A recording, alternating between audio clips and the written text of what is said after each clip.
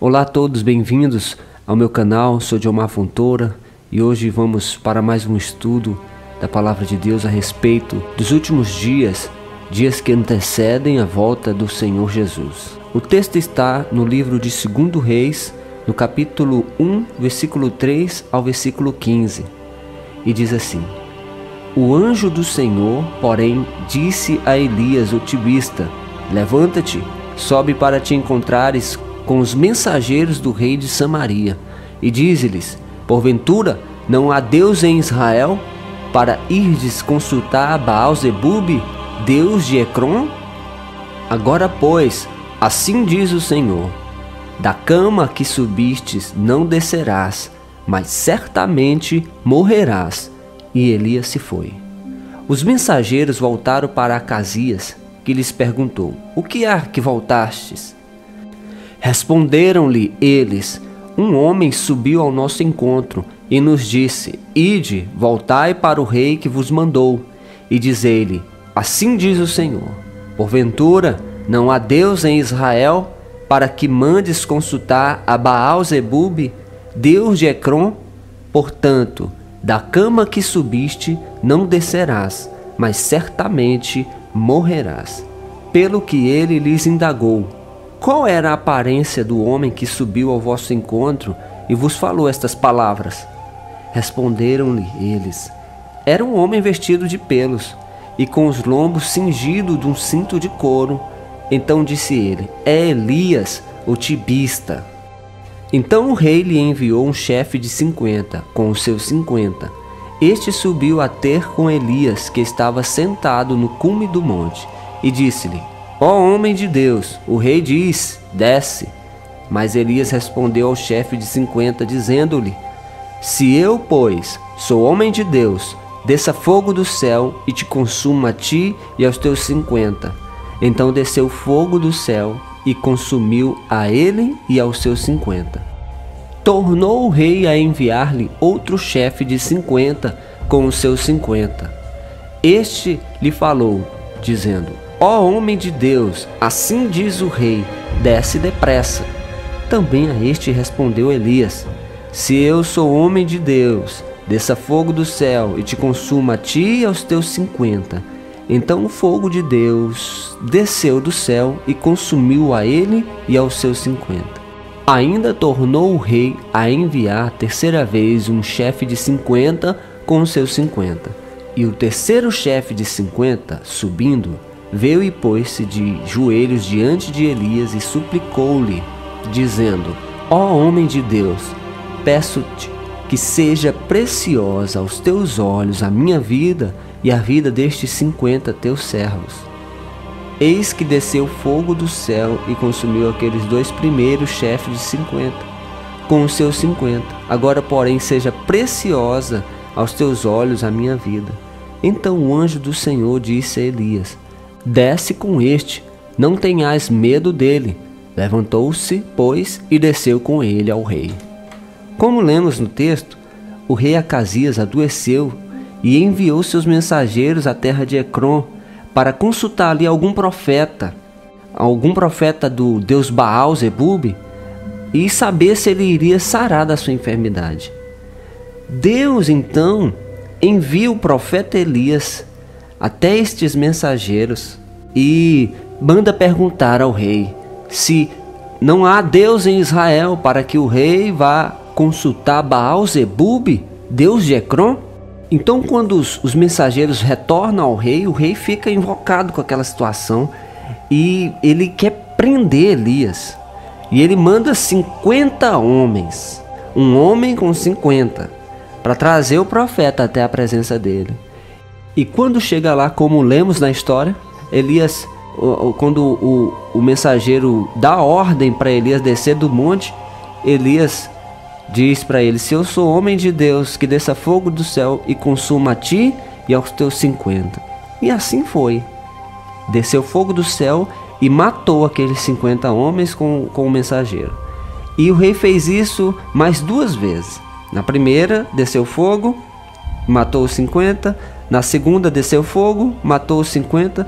Mas na terceira vez, O chefe dos 50, já sabendo do que tinha acontecido com os 2 primeiros, já chegou, a Bíblia diz, já chegou se prostrando, já chegou se ajoelhando e clamando e implorando por misericórdia ao profeta.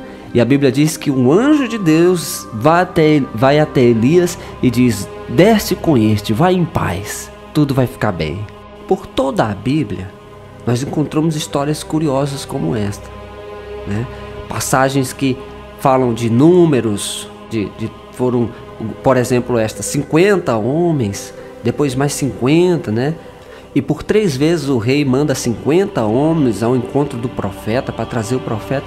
E à primeira vista a gente pode ler isso como algo sem importância, como uma história, muitas vezes até sem sentido.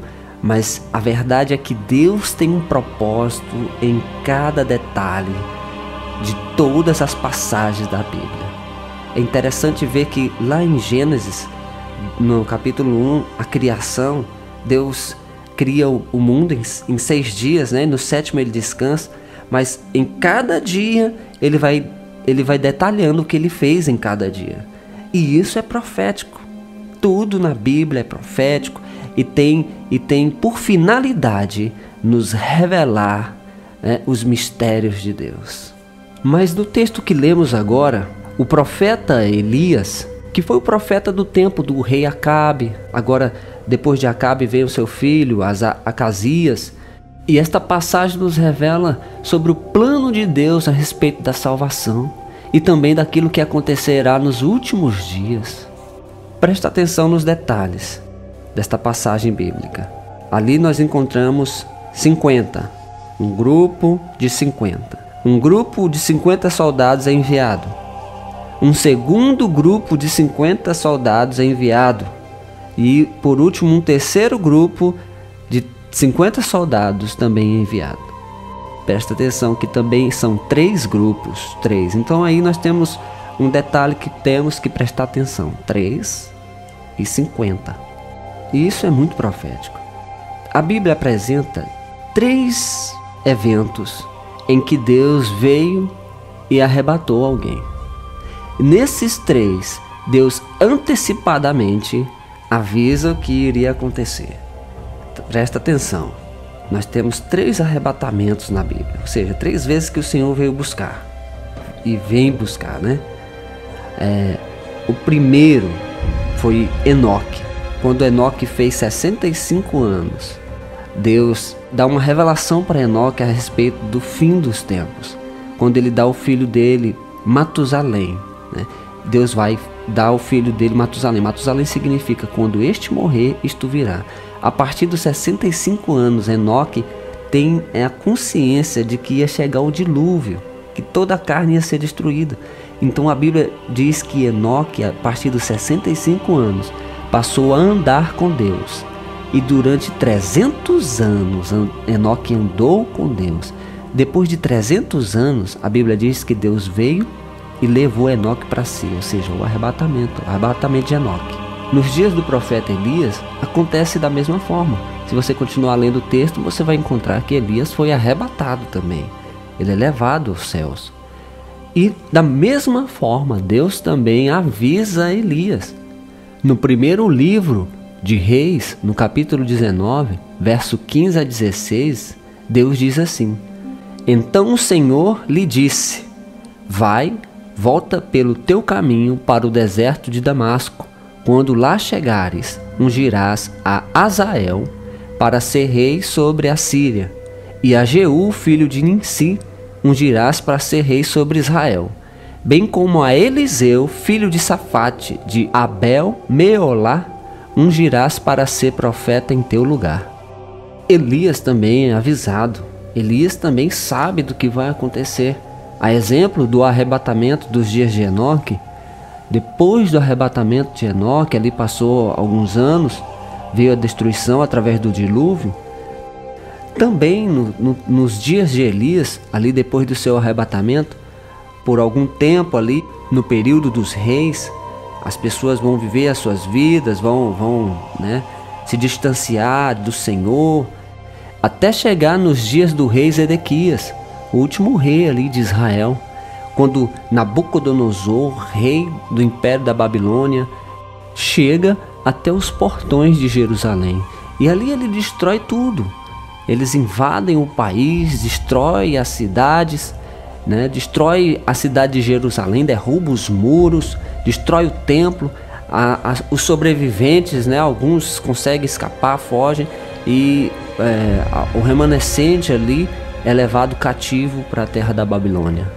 E o terceiro arrebatamento que a Bíblia apresenta é o arrebatamento da igreja, que, como está escrito, Cristo virá sobre as nuvens e a sua igreja irá de encontro a ele nos ares, que os que morreram crendo nele serão ressuscitados e aqueles que estiverem vivos neste dia serão transformados.